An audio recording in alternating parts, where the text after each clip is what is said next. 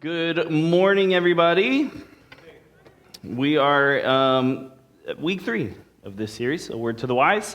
2 weeks ago, Dave started off this series by talking about wisdom in the book of Proverbs, and wisdom, as he said 2 weeks ago, is sort of like, I don't know music, so I'm just going to do my best and keep it real short. It's kind of like a bass line music. That's all I got.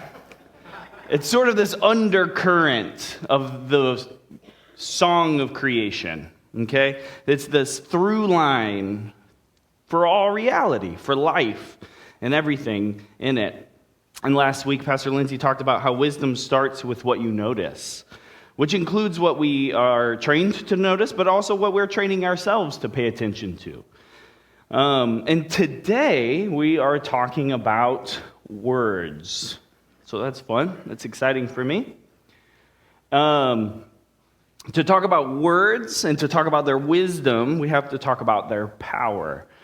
So, in the beginning was the Word, as John says in the beginning of his gospel, in his prologue, John 1:1. There is an immense power in words. You and I will not create the cosmos from a word, but we do shape universes.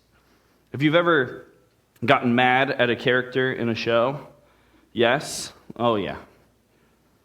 Or had your heart race while you were reading a book, or you cried watching a movie, then you have this embodied experience of the power of words. Somebody sat down at a desk, at a computer, at a table, and wrote down how that scene should go, how those words would flow. And one of the most surprising joys for me as a parent has been to be able to teach my boys language. Jack, who is 2, has started getting pretty good at voicing how he feels. I feel mad. I feel angry. It's a common one these days. As you can imagine, the 2-year-old does not get to run the house as much as he tries. So there's a lot of mad. And with Simon, it's fun because he's 4.5. He's starting to get old enough to get into some of the nuances of language. And the other day we were driving and we were listening to the soundtrack of the new Goat movie. Anyone watch Goat on Netflix? Yeah, it's this animated movie about a goat that wants to play basketball. It's actually a really good soundtrack, so it's an easy compromise.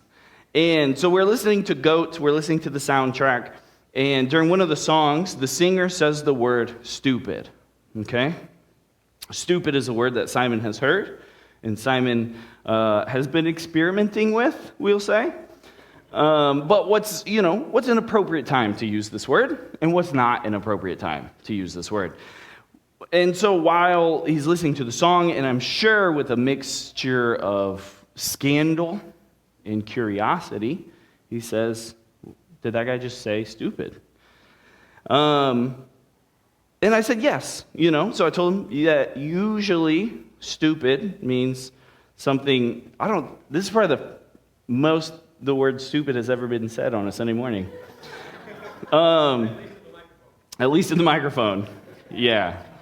What happens with the live stream, all the technology, that's between you and God. But stupid, so I told him, I said, stupid usually means, it conveys a strong dislike. You really don't like something, right? Or something is dumb or whatever, right? So, but because language is fun, sometimes words mean the exact opposite of what you think they mean. And so this guy in the song, he's using the word stupid, but it's like going crazy, but like in a good way. And he's like, what? And I'm like, it's okay, buddy. We can talk more about it, right? But that there's the simple idea is that there's this more, and now I'm talking to you, not Simon anymore. But like that there's more than just like sterile, predictable uses and definitions that one would find in a dictionary. Because there are those, but then there's the lives that words actually live. In the beginning was the Word, and we had to learn how to listen. In the beginning was the Word, and we had to learn how to make sense of the sound we heard. In a theological sense, that's what wisdom does. We've heard the word that created all things in the beginning. We live the word, and wisdom helps us to make sense of the music. There's this quote from everyone's favorite Austro-British philosopher. You know the one? You can say it with me at the same time. I think I heard it, actually, from the baby. Ludwig Wittgenstein, right? You know him, your favorite. Well, our man Ludwig, he said, the limits of my language means the limits of my world. And as a parent, with every word I say or choose not to say, is framing my kids' little worlds. It's shaping their worldview. It's shaping their view of themselves and their place in the family of all things, as Mary Oliver said. That kids pick up on how they're talked to and talked about, and they believe it. They just accept it. They believe it as essential truths. They will believe that they are smart and capable. They will believe that they are good at coloring and drawing. They will believe that they are better seen and not heard. They will believe that if only they could be more like their sibling, then they would be a better kid. I might not create the cosmos, but my words will certainly give it shape and texture and color. And the truth is that you don't have to be a parent for this to be true. We don't have to look even to anyone else. Our own words, the words that we say, and to draw from last week, the words that we also pay attention to, will form us, will shape our own worlds. As Jesus said, out of the overflow of the heart, the mouth speaks. Or to say it another way, our words both influence and reveal our own inner lives. With the way we craft our words, whether in speech or in writing, we are creating entire worlds. They may be the air around us, in our homes, in our workplaces. They could give a certain lens to everything we see in our lives. They may be in the hearts and in the minds of our babies. It may be within our own soul. Either way, there is a profound responsibility for those of us who use words, whose tongues work, who have hands to write, who have lips to move. Proverbs 18:21 says, "The tongue has the power of life and death, and those who love it will eat its fruit." Words have the power to create or to destroy, to breathe life or to kill. There is creativity and there is caution, healing and harm, life and death, all within the power of words. As John said, all things were created in a word, by a word, through a word. As image bearers of the one who has spoken all things, our words too have immense power. Let's do a short little exercise. Ready? I'm just kidding. I'm not doing that. You don't have to say anything out loud. Please don't. But I wonder, how would you read this sentence? How would you read that? I imagine it might stir something up in you. I think that's fair, maybe. Perhaps what it stirs up is alienation. That the use of the word guy automatically makes you think it's a message for someone else. That's entirely possible. That's the power of language already. Who is included and who is excluded? Is it in our words? Maybe you're recognizing that by reading, I'm asking you to inject your own emotion into it, your own projections into it. Maybe it conjures within you your own experiences, or your own emotions, perhaps empathy, perhaps this evokes shame. Do you imagine it to be truth-telling, or is it name-calling? What is the tone? What is the inflection? Right? For those watching on the live stream, the sentence is, you're a sensitive guy. And you could emphasize any of those words and it changes, right? Like, you're a sensitive guy. You're a sensitive guy. You're a sensitive guy. You're a sensitive guy. You're a sensitive guy. It matters. You can, just by the way you're emphasizing and inflecting. So maybe you read it as just a statement, right? And you're like, that has nothing to do with any experience that I've had. It's been pulled from the void, right? Without an intended audience. A type of random word association or shock factor. Or maybe you're like, this is some sort of Freudian slip thing, Grant. And, for my own unanalyzed, repressed psyche. Or is it an internal dialogue? Was it written in a letter, or was it said out loud? Was it said by someone to themselves, or said to someone else? Maybe I'm the one saying it. Maybe I'm saying it to you. Or maybe you're thinking about someone else that it might or might not relate to. Or do you imagine that it was said to me? There's a million possibilities, right? There is the speaker and there's the receiver. There are the words themselves. Perhaps there's a third party overhearing it. Each of these infinite number of possibilities and variables that could change and nuance our understanding of what 4 words can mean. Conjunctions count as 4 still? I don't know. This is the world of words. The mystery and the power of language.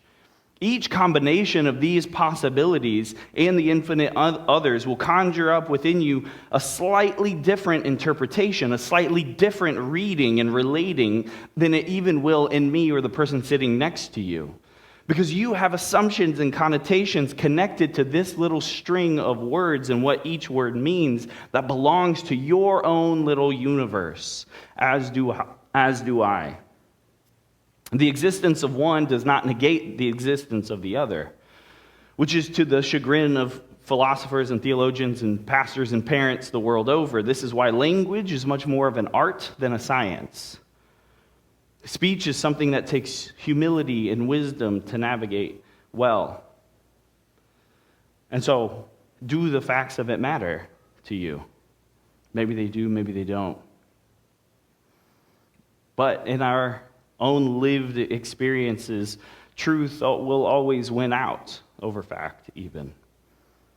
From your vantage point of your life, you hold a truth about this statement and these words, how they should or should not be used, given your own experiences and assumptions, understandings.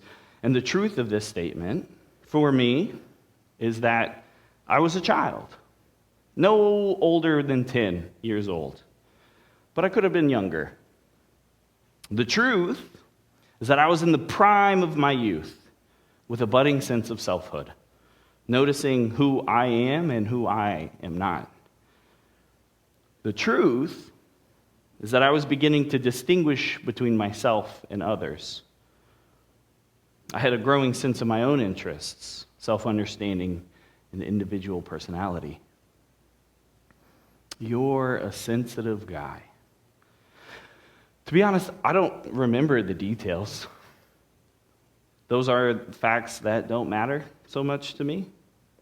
Was I crying too much for a boy by society standards? Was I anxious? Was I racked with worry for my neighbor, Dan, who had just been diagnosed with cancer? Pick one. Each is true. But what I do know to be fact is that these words, "you're a sensitive guy," were given to me by my mom. They were, for me, a moment of liberation. It was a permission to be myself. I felt seen and known and understood. In just 4 words. It was a quiet revolution against the societal pressure to be, quote unquote, manly, which apparently is opposed to being a fully human person. In those 4 words, I felt seen, I felt known, I felt cared for.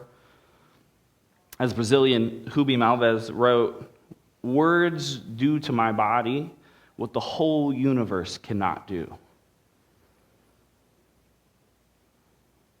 Once the Israelites were out of harm's way, God gives them 10 commandments, or 10 words, as Tim Mackey providentially translates it. And he instructs them with this. He says, fix these words of mine in your hearts and minds. Tie them as symbols on your hands and bind them to your foreheads. Teach them to your children.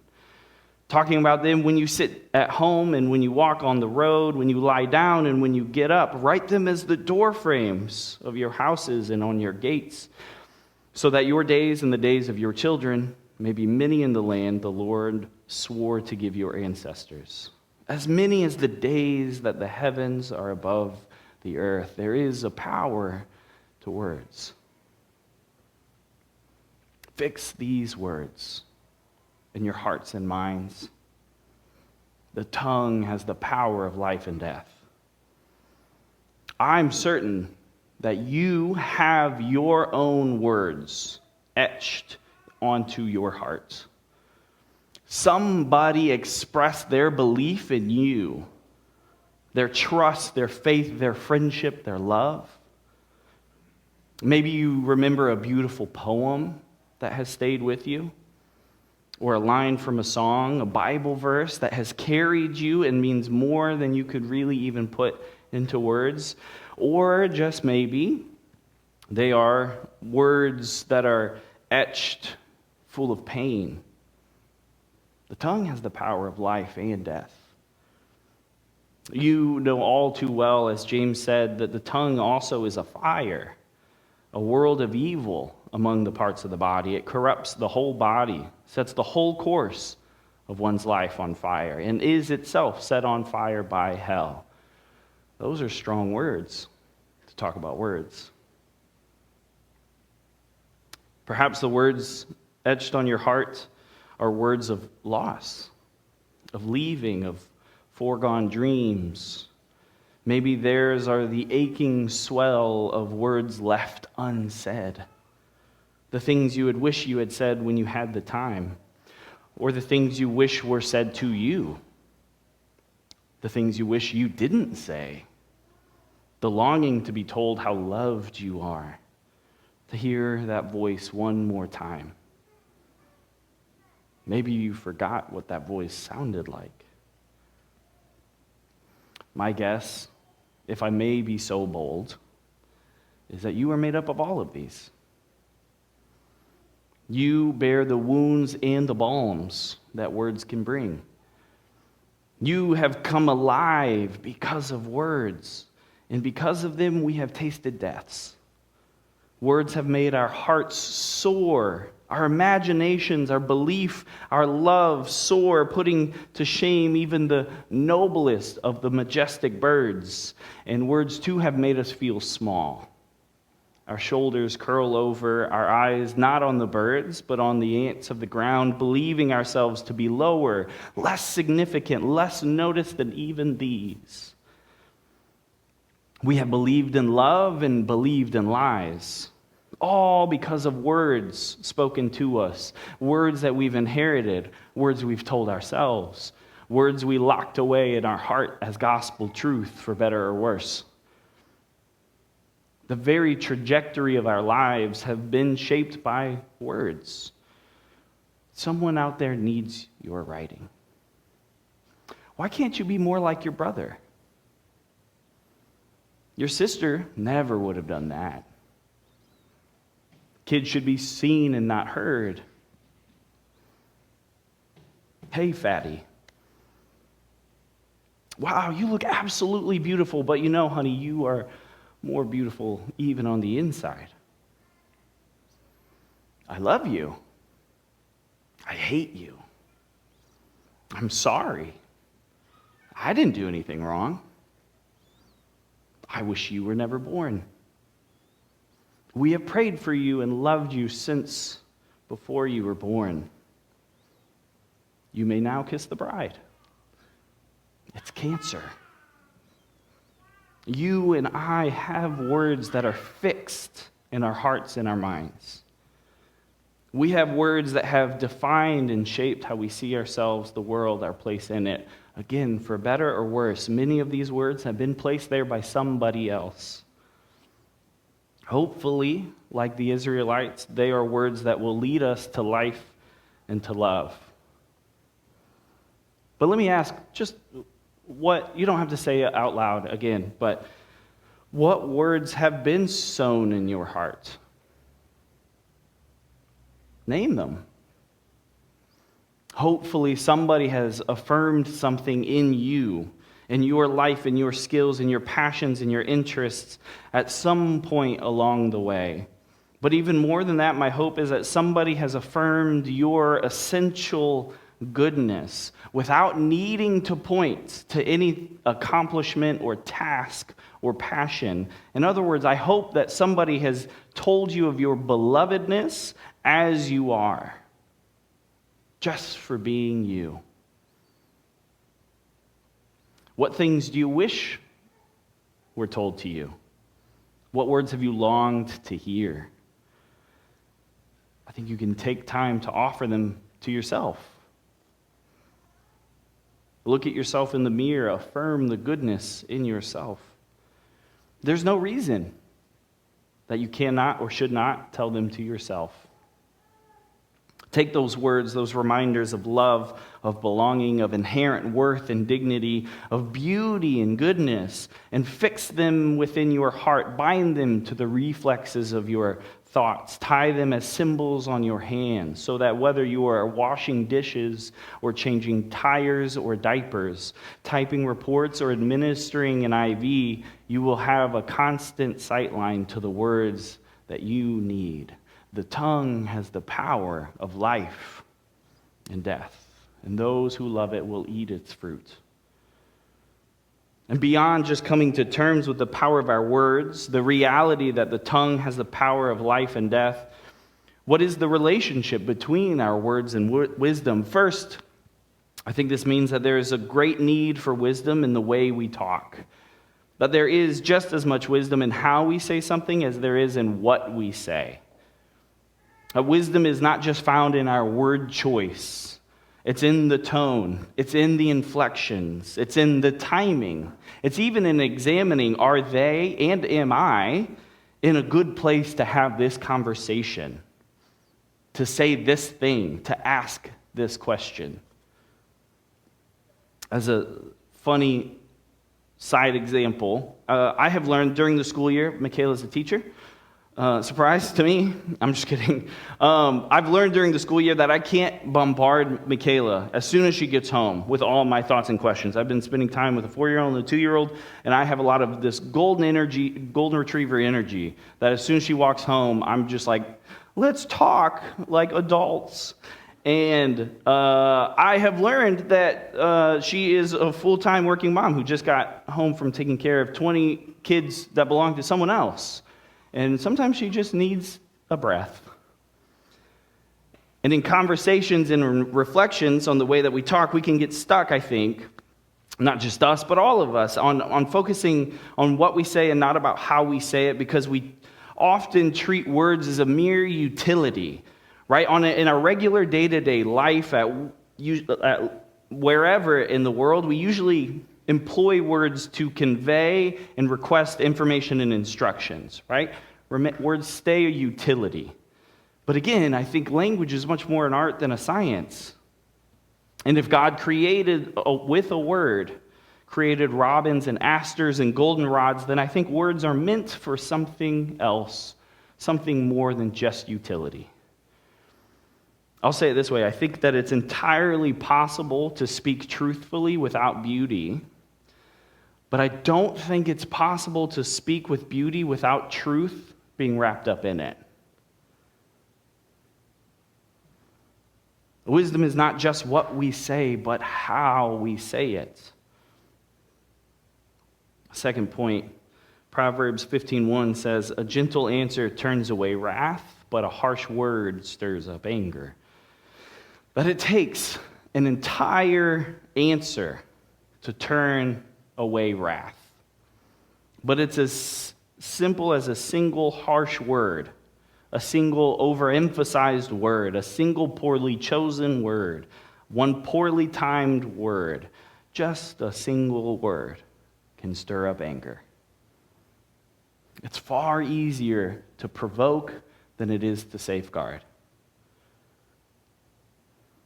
So I think point 2 in Proverbs 15:1 would remind us that wisdom is found in taking a beat. That wisdom is found in taking a breath before responding. I've never gotten myself in trouble by taking a breath first. But I've certainly had some interesting looks for my knee-jerk defensive reactions. In both the biblical Greek and Hebrew, the word for breath is the same word as spirit. And I think the conflation of the two is the point. When you need to think about something, take a deep breath. When you need to be careful of how we respond, take a deep breath. When we need the Spirit's presence and wisdom, we can simply take a deep breath. More than in trying to be right, more than in trying to be heard, more than in trying to be understood, wisdom is found in the breath that we take before we say anything. Third, sometimes maybe most of the time, what we need is to say less. Often the wisest use of our words is to be silent. The tongue has the power of life and death, and that's nothing to take lightly. Like, who am I to have that kind of power? Not every situation needs my input. Not every problem needs my solution. Not every word needs a response. Not every instance needs my correction. Not because they don't matter, but exactly because they do matter. The wisdom of silence reminds me that not everything is mine to give. Wisdom is all around. As Proverbs 1:20 says, that she calls out in the public square. Wisdom is not mine to grace you with any more than the air is mine just because I too happen to breathe it. It's not mine to bring about or to manufacture or to generate or to take pride in. I'm not able to contain it or comprehend wisdom. Wisdom comprehends us. But I have to be silent long enough to hear the words. Again, as James said in his letter, he said, "My beloved siblings, let every person be quick to hear and slow to speak." I think the wisdom of words is a paradox. There's a direct connection between wiser words and more silence. Most of the time, practice makes us better. If you want to be good at soccer, you practice soccer more. If you want to be good at the violin, you practice the violin. But if we want to be people through whom wisdom naturally flows, we need interior and exterior silence. A silence of our ego projections, a silence of our fears, a silence of our pride, a silence of our tongues. You can only pour out what you have been filled with. May we recognize the beauty and the power of words.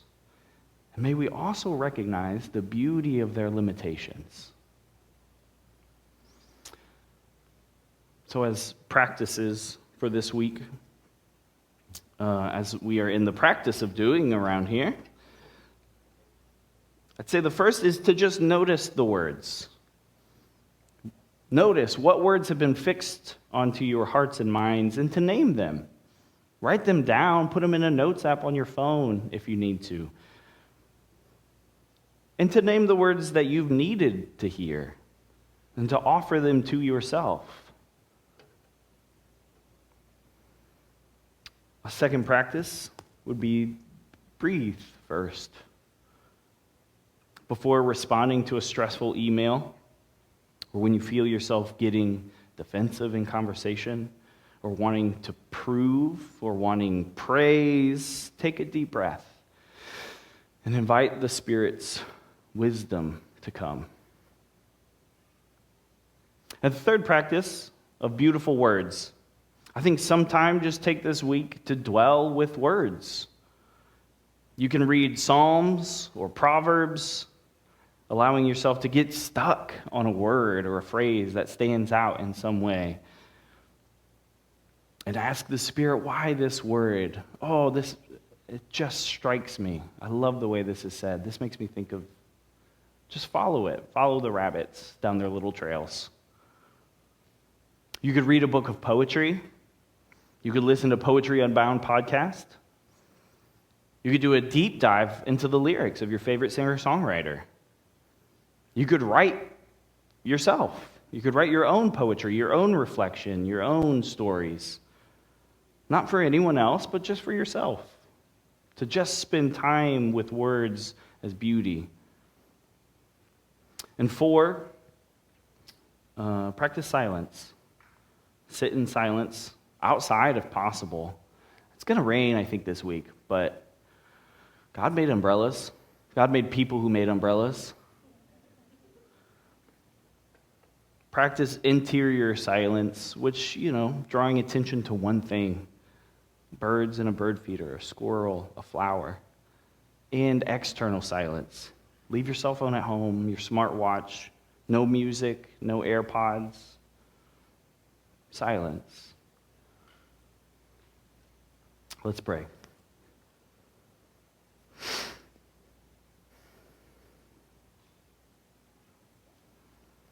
God, we thank you for this morning. We thank you for the reminder of words and their power, the responsibility of it. God, it's so easy to go throughout my day and just talk and just yap and fill the air with the sound of my voice because for some reason I think it's important. God, help us to be people who take it deeply, the wisdom of words, that there is the power of life and the power of death in words, and that those of us who love them will eat their fruit. That, God, there is wisdom not just in what we say, but in how we say it. That words can create worlds and can create beauty. And God, help us to be people that try to not rush to manufacture, to generate wisdom in our words as if it's ours to give, to create, to manufacture. Help us to be a people of silence, internally and external, to take time, to waste time with you, I guess would be the best way that I want to say it. Help us to be brave enough to waste time with you. God, be with us today and this week. Give us eyes to see, ears to hear, tongues that are stilled, and hearts longing for change. In Jesus' name, amen. We're rising from the ashes to the stars. You're the joy, joy, joy, light in my soul. The joy, joy, joy.